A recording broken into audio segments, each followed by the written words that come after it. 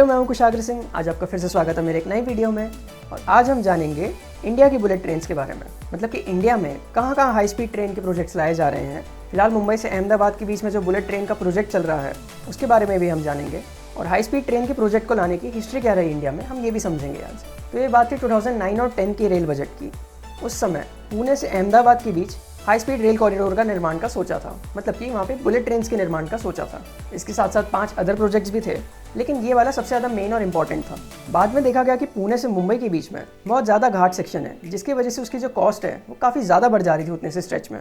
इसलिए पुणे से मुंबई के बीच का कैंसिल कर दिया और बाद में प्रोजेक्ट बचा सिर्फ मुंबई से अहमदाबाद का। 2013 में फ्रांस की कंपनी से बात हुई जिसका नाम था SNCF। पहले वो इस प्रोजेक्ट को बनाने वाला था, लेकिन बाद में ये कॉन्ट्रैक्ट नहीं हो पाया। और 2013 में ही जापान काफ़ी आगे आ गया इंडिया में बुलेट ट्रेन बनाने के लिए, और उसने ये प्रोजेक्ट एक्सेप्ट कर लिया। लेकिन तब भी उतना कुछ काम नहीं हुआ था।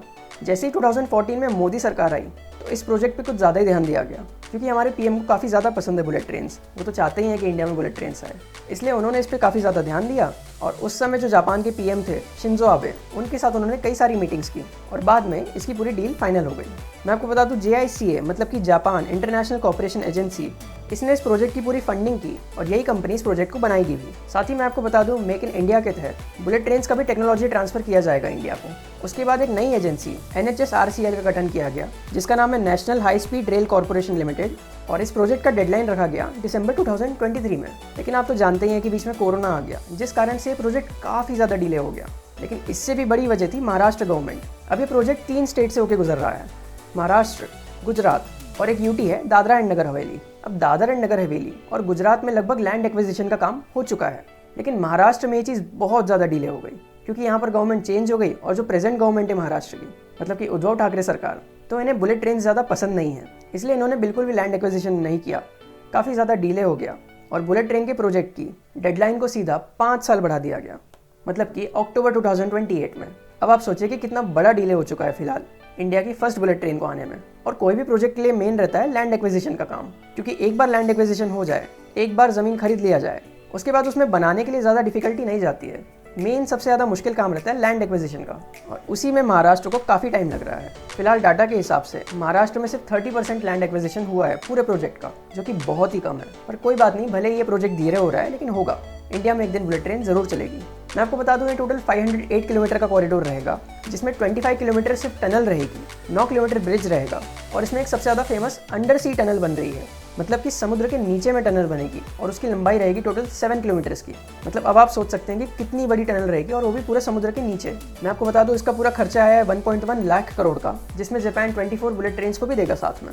अब ये जो पूरा प्रोजेक्ट है, इसकी 81% फंडिंग JICA करेगा, मतलब कि जापान की ही कंपनी करेगी, और बाकी बचा 19% इंडिया देगा। और मैं आपको बता दूं कि जापान हमारा बहुत अच्छा दोस्त है। उसने हमें प्रोजेक्ट के लिए 50 ईयर का लोन दिया है, और वो भी अगर आप इंटरेस्ट सुनेंगे तो आप चौंक जाएंगे। सिर्फ और सिर्फ 0.1% का इंटरेस्ट ले रहा है वो। अब आप सोचिए, एक तो उसने 50 साल दे दिए हैं लोन चुकाने के लिए, उसमें से भी सिर्फ उसने 0.1% इंटरेस्ट लिया है। और जापान के शिनकानसेन ट्रेन का तो क्या ही कहना, मैंने पिछला वीडियो उसी के ऊपर बनाया है, आप चाहें तो देख सकते हैं। आई बटन पर आपको उसकी लिंक मिल जाएगी। और ये जो बुलेट ट्रेन आएगी, ये सबसे ज़्यादा सेफेस्ट है, मतलब ये स्पीड में भी चलती है और ये काफ़ी ज़्यादा सेफ है। और मैं आपको बता दूं कि बुलेट ट्रेन की 2 टाइप की सर्विस रहेगी। पहली है रैपिड ट्रेन, जो कि मुंबई से अहमदाबाद के बीच में सिर्फ 2 ही स्टेशन में रुकेगी, और ये टोटल टाइम लेगी 2 घंटा 7 मिनट का। और वहीं जो स्लोअर वाली ट्रेन रहेगी, तो वो सारे स्टेशन में रुकेगी, और उसे टोटल लगेगा 2 आवर्स 58 मिनट। मतलब जो रैपिड ट्रेन है वो 2 आवर्स 7 मिनट में पहुँचा देगी, और जो स्लोअर ट्रेन है वो 2 आवर्स 58 मिनट्स में पहुँचाएगी। और करंटली मैं आपको बता दूं कि जो इंडियन रेलवेज चल रही है, तो इसे मिनिमम 7 से 8 घंटा लग ही जाता है मुंबई से अहमदाबाद पहुंचने में। और मुंबई से अहमदाबाद के बीच टोटल 12 स्टेशन पड़ते हैं, जिसमें पहला आता है मुंबई, फिर थाने, विरार, बोईसर, वापी, बिलीमोरा, सूरत, भरूच, वडोदरा, आनंद, अहमदाबाद, और साथ ही साथ लास्ट है साबरमती। और मैं आपको बता दूं, ये ट्रेन की टोटल 35 सर्विसेज रहेगी दिन भर में, जो कि सुबह 6 बजे से स्टार्ट हो जाएगी और रात के लगभग 10-11 बजे तक चलेगी। और इस बीच में 29 सब स्टेशन बनाए जाने वाले हैं, जो कि इसकी OHE को सप्लाई करेगा, जिससे कि बुलेट ट्रेन चल पाएगी। साथ ही साथ साबरमती और थाने के स्टेशन में पूरा का पूरा सोलर पैनल्स लगाए जा रहे हैं। और सबसे बड़ी बात है इसकी स्पीड। इसकी मैक्सिमम स्पीड रहेगी 350 किलोमीटर पर आवर की, लेकिन इसकी ऑपरेटिंग स्पीड है 320 किलोमीटर पर आवर की, मतलब कि मैक्सिमम ये 350 तक जा सकती है। उसकी डिज़ाइन ही है 350 के लिए, लेकिन इंडिया में ये 320 से चलेगी। कोई बात नहीं, हमारे लिए तो 320 भी बहुत है। क्योंकि मोस्टली ट्रेन्स को हम यहाँ पे 110 की स्पीड से चलते हुए देखते हैं। और इतना तेज चलने के लिए जापान से लाई जा रही है E5 सीरीज की शिनकानसेन ट्रेन्स, जो कि टोटल रहेगी 24 और उनमें से जो 6 है वो इंडिया में ही असेंबल होगी, बाकी सब जापान सप्लाई करेगा।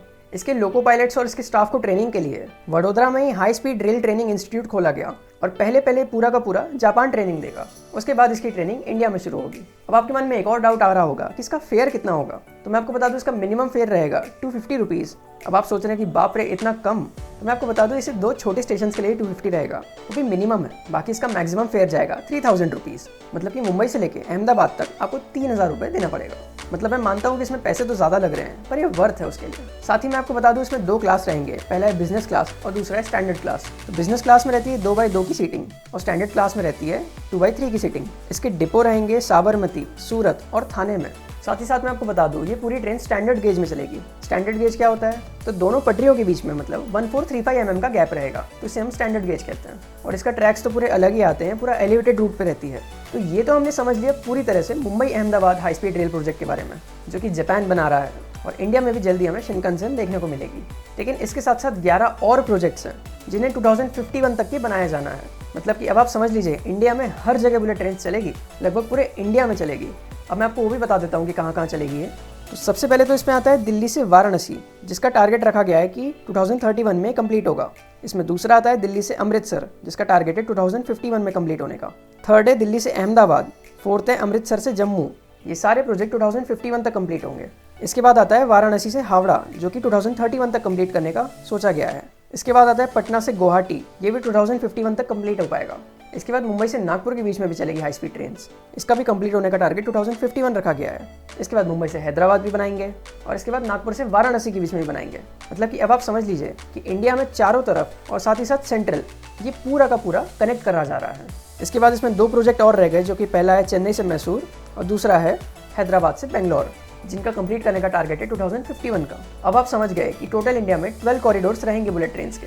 फिलहाल एक का तो काम चल ही रहा है, बाकी में भी जल्दी काम शुरू हो जाएगा। और जापान अब टेक्नोलॉजी ट्रांसफर तो कर ही रहा है, मतलब कि बाकी की सारी ट्रेन इंडिया में ही बनेगी। तो थैंक्स टू जापान, जिसने कि हमें इतनी ज़्यादा हेल्प करी, टेक्नोलॉजी ट्रांसफ़र भी किया, साथ ही साथ लोन भी इतना कम लिया।